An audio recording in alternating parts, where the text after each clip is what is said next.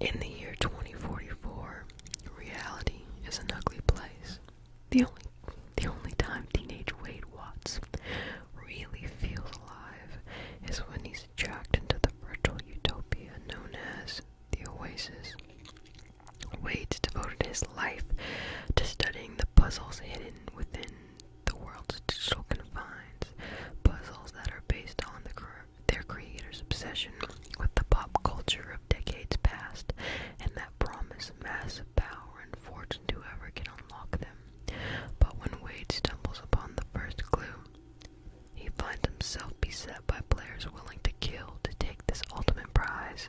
The race is on, and if Wade's going to survive, he'll have to win and confront the real world he's always been so desperate to escape. Now, for the most part, this is going to be a spoiler-free review.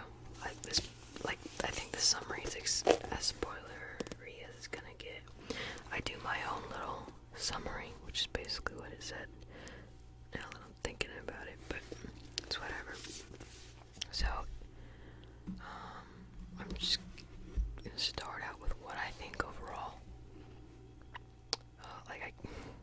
I shouldn't have started with the summary, but it doesn't matter, because I have like a little notepad of like little, notes for myself. But yeah, if you don't want to be spoiled, here's my overall. Not big spoilers at all. Overall, I really, really, really, really, really, really, really, really enjoyed this book. I haven't enjoyed a book this well in a long time. Like, I can't remember the last time. Maybe when I read It by Stephen King, which was in like the 10th grade, and I just graduated.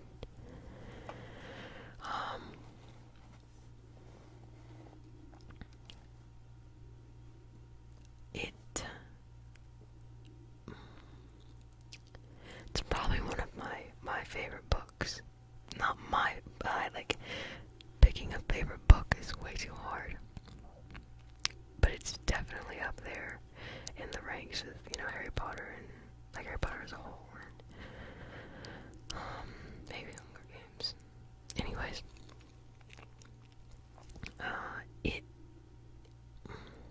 once you get into it, and I'll get into it later, but, as soon as you do get into it, you don't want to put it down. It's like, I would be up until like 4 or 5 in the morning being like, I know I need to go to bed, but I have to turn the next page. I need to read the next chapter because I have to know what's going to happen. It really immerses you, which is funny because it's a book about people, being immersed in a virtual reality.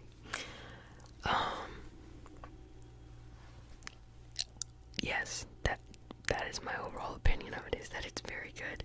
It's not perfect. I do have a few problems with it. Well, really only one, as far as I go. But I know some people don't really like it because, well, I'll get into it later. I have my little section for that. Okay, so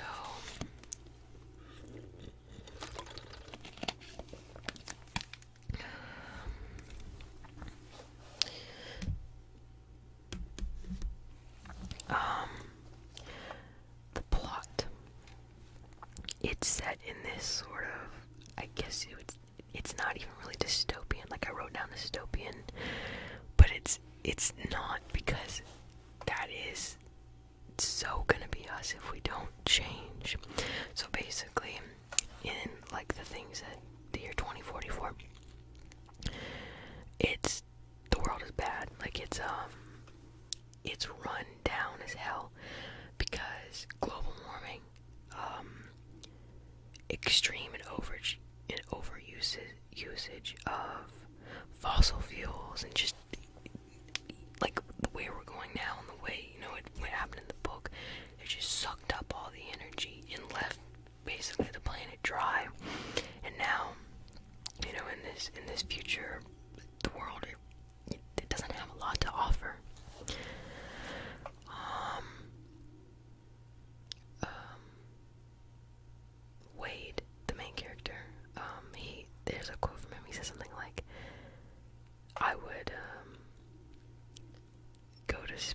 space with my friends on a spaceship and never look back. But you know, he just, it's a rotten world at this point.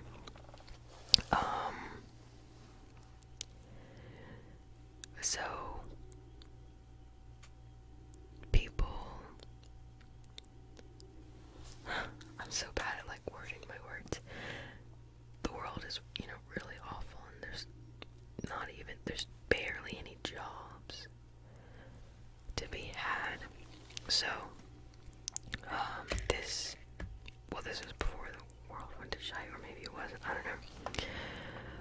A game creator, he created I can't remember if it was mentioned. Well, he created a thing called the Oasis, which is basically a virtual reality. Like, it's another world on the web, I guess you would say. Yeah, people, they escape this awful world they've created for themselves, and they escape into the Oasis through augmented reality, you know, VR. You know, like today we have VR headsets, but they're not, obviously they're a lot better in, what would that be?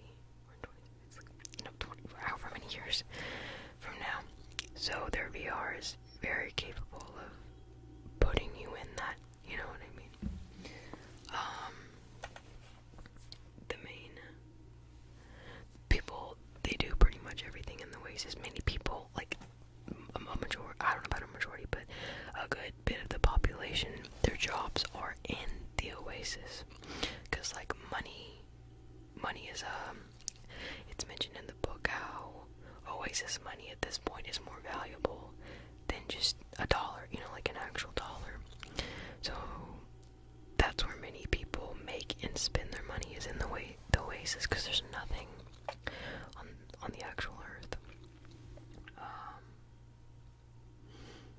So, like I mentioned, our main character, he is Wade Watson. In the book, he's a senior about to graduate. He is incredibly poor. He lives in something called the Stacks, which is basically stacks and stacks of trailers just stacked up, and pretty dangerous, but they have to conserve space.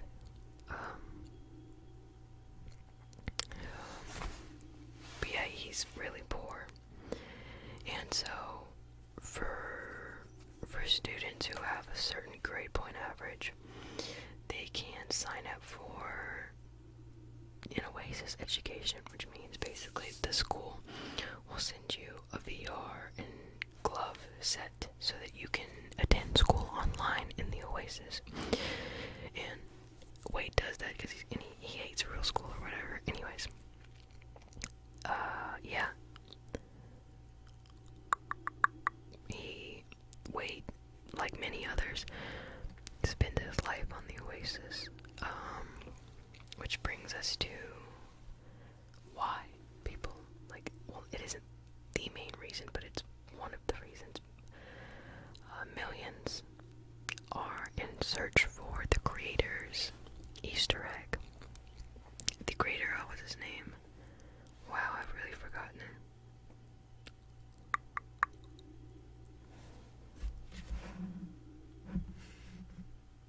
I cannot think of his name. That's gonna bother me, holy crap. It's on the tip of my, it doesn't really matter, I guess, but boy.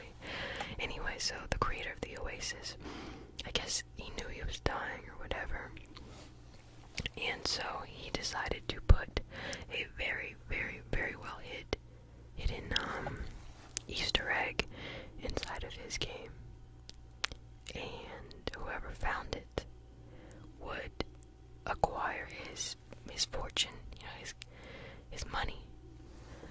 And he was a billionaire, you know, very rich. In the book, I guess he passed, like he was the richest man, or wasn't he? I don't know. He was one of the richest. But yeah, so millions of people are, you know, looking for this egg. And there's 3 gates. Like, you have to pass 3 gates to get to the egg. And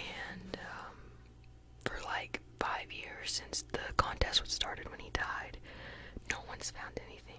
And then, I'm not gonna say spoilers, suddenly, it's kind of like back in high gear. I want a piece of gum.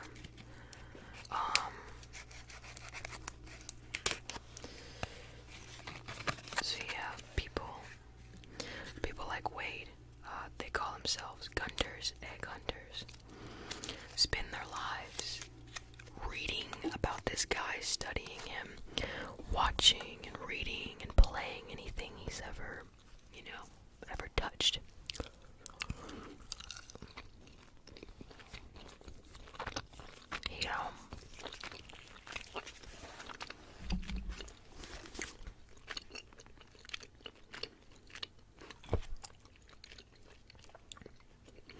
Trying to find the creator's name because it's really gonna bother me.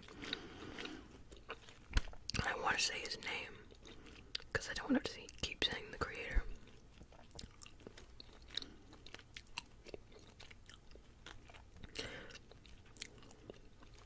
Holiday.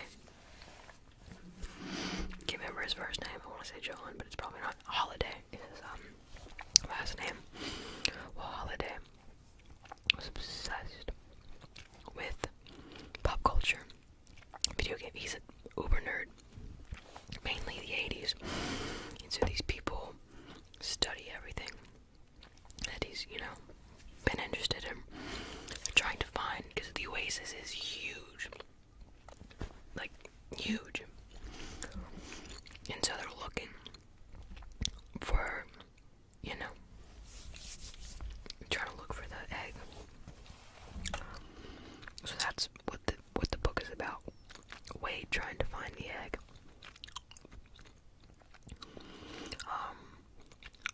I really can't get into it more than that. I probably spoiled it a little bit, but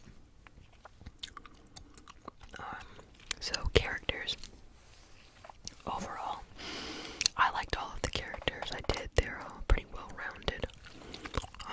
Good character development. So we have Wade, like I mentioned, and he's pretty likable and he's really relatable for the intended audience.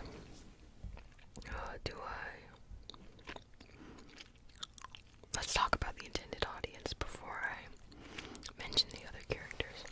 So, people who are going to like this book are most likely going to be nerds. Now, you don't have to be, because I was looking up people's Amazon reviews after I read the book, because I just wanted to see what people thought of it. Many people were saying how they weren't nerds or never played a video game but really enjoyed the book. But I will say it'll definitely help, because I also did read some reviews where people were like, this just isn't relatable, and it's, I don't know, I guess they thought it was corny. But I feel if you like things like video games or older movies like the 80s and 90s movies, you're gonna enjoy this book. And that's who I feel the intended audience is, and that's why Wade would be relatable. If you were like me, I don't know if I'd call myself a nerd, but I'd say I'm more on that side than I am the other. I really like video games, and I can relate to him.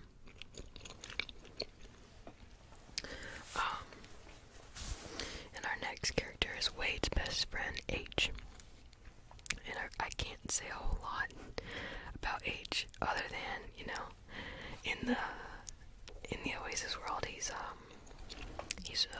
pretty well, I wouldn't say rich, but like, he's got money. He's like that friend you're jealous of, because he's always got money on hand.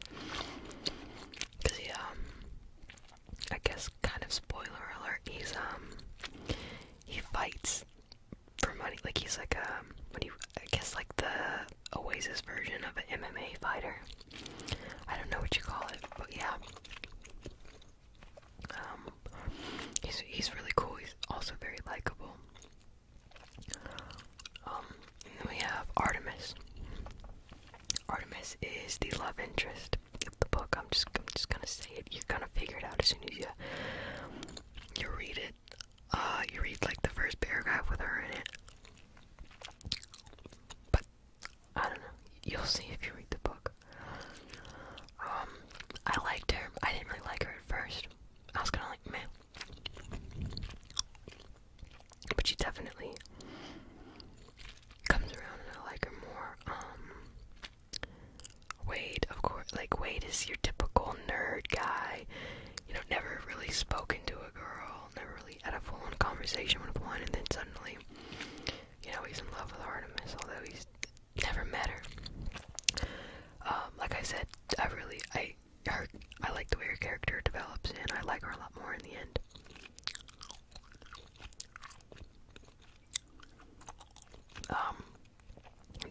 Should I even mention these? There's these Japanese brothers. I can't really say a whole lot about them except they're cool. I guess that's all I can say is they're cool. I think their names are Dashio and Shoto. Deisho and Shoto. I don't know how to pronounce Deisho. I thought they added a really interesting flavor. I was surprised. Like, I thought they were just gonna be like a 2-second characters, but no, they ended up sticking around. I guess that's a spoiler, but yeah, they were really nice, really cool. And what I really like about all these, well, a few of these characters are that they have some twists to them. I can't say anything, obviously, but I was like, what the hell? That's my dog. But yeah, they got me with the twists. It doesn't matter. I guess I'll talk about the things I don't like now. I don't know how to describe this one without sounding. I don't know if you guys have ever heard of I don't want to say the wrong name. Let me not be dumb and yeah, I'm pretty right.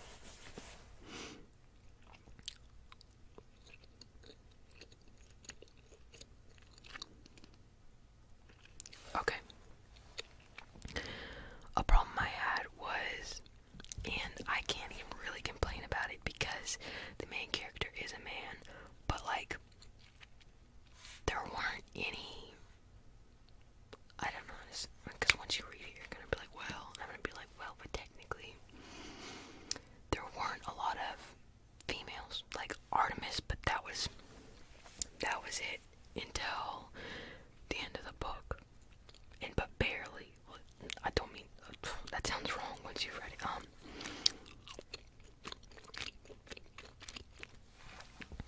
There's something called the Bechdel test, where basically it's like, do women have to be speaking and not talking about a man, and that it would definitely fail that test.